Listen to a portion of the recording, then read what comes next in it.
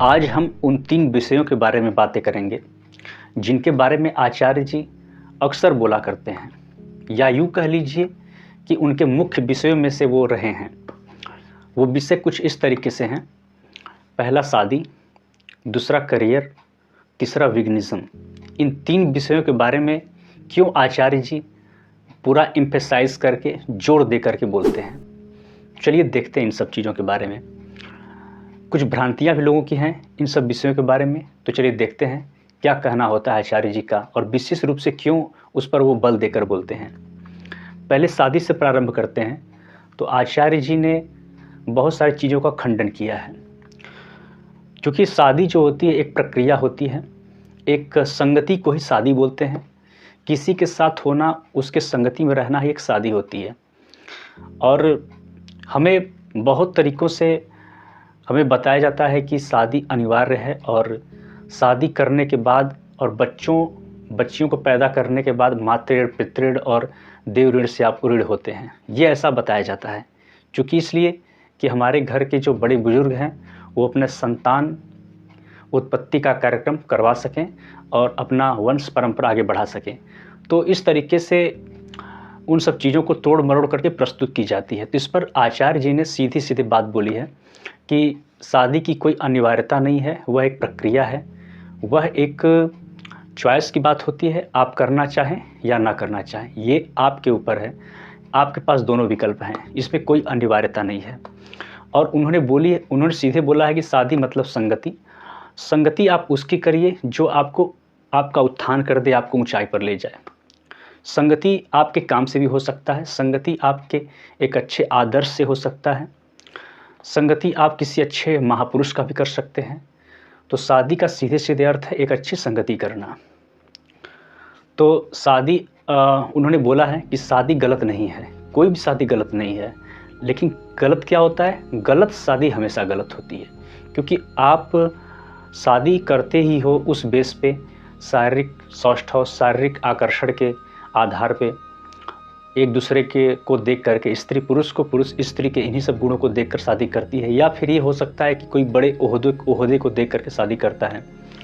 तो ये सब चीज़ें देखी जा सकती हैं कि जब इस बेसिस पे हम अपने संबंध को बना रहे हैं तो कितना बड़ा नुकसान होने वाला है, क्योंकि आपको दिखाई देगा कि इसमें व्यापारिक दृष्टि से हम संबंध को बना रहे हैं, या फिर सुख प्राप्ति के लालसा में हम संबंध बना रहे हैं। तो कितना बड़ा नुकसान ये आगे होने वाला है, क्योंकि पूरा का पूरा इसमें बिजनेसमैन वाली बुद्धि लगी हुई है, व्यापारिक बुद्धि लगी हुई है। तो इसीलिए गलत शादी गलत होती है। इसलिए आचार्य जी बोलते हैं कि एक अच्छा काम चुनिए और एक अच्छी संगति चुनिए, जिससे कि आप उसको अच्छे से अपने जीवन को व्यतीत कर सकें। दूसरे विषय के बारे में बातें करेंगे।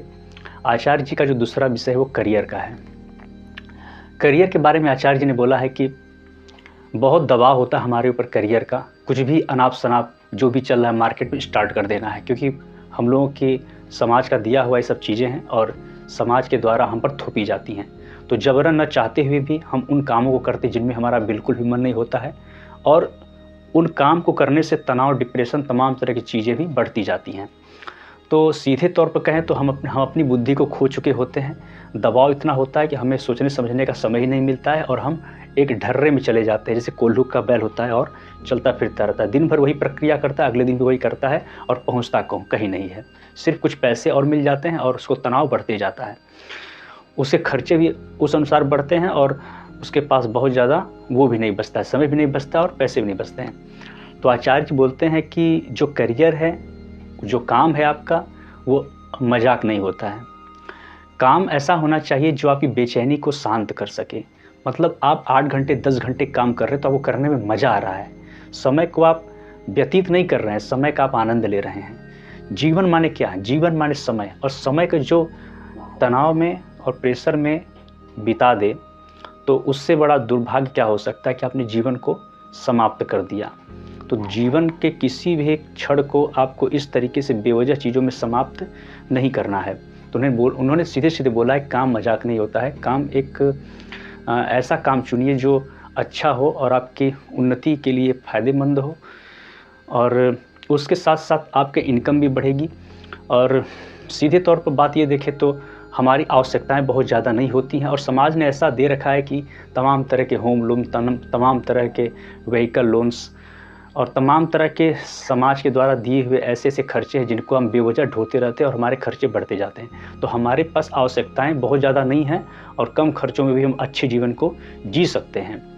बट होता उल्टा है कि हम समाज को देख करके बहुत सारी चीज़ों को अपने ऊपर लाद देते हैं, थोप देते हैं, तो वो चीज़ें हमें कोल्हू का बैल बना देती हैं, गधे की ज़िंदगी की तरफ हमको ले जाती है। तो हमें रुक करके काम के बारे में सोचना है और एक अच्छी संगति यानी शादी के बारे में सोचना बहुत ज़रूरी है। तीसरे विषय की ओर चलते हैं। तीसरा विषय हमारा विघ्निज़्म का है। विघ्निज़्म पे आचार्य जी क्यों इतना जोर देते हैं? आचार्य जितना जोर उस पर इसलिए देते हैं, उसका कारण है। उसका कारण ये है कि धरती को बचाना बहुत ज़रूरी है। हम धरती पर आकर के पर्यावरण को दूषित कर दे रहे हैं, जंगलों को तहस नहस कर दे रहे हैं, पेयजल को ख़त्म कर दे रहे हैं। वो सब क्यों हो रहा है? उसका कारण है विघ्निज़्म का पालन न करने की वजह से। विघ्निज़्म क्या है? निर्वध्यता का सिद्धांत है, जिसमें हम किसी भी तरह के जीवन शैली का प्रचलन नहीं करेंगे जिससे किसी जानवर पर, पशु पक्षियों पर क्रूरता होती हो। तो हमें इन बातों का विशेष ध्यान देना होता है, क्योंकि जब हम एनिमल प्रोडक्ट्स का इस्तेमाल करते हैं तो बहुत ज़्यादा मात्रा में जानवरों की खेती की जाती है। उन जानवरों की खेती की वजह से बहुत ज़्यादा कई गुना जल का हम बर्बादी करते हैं और मांस के उत्पादन में, उसके चमड़े के उत्पादन में उस बहुत तरह के और भी नुकसान होते हैं और बहुत ज़्यादा अन्न एक्स्ट्रा आपको 35-36% उत्पादन का उनको खिलाना पड़ता है, जिससे कि भूखमरी की समस्या बढ़ती है। हर साल 1 करोड़ लोग भूखे मर जाते हैं।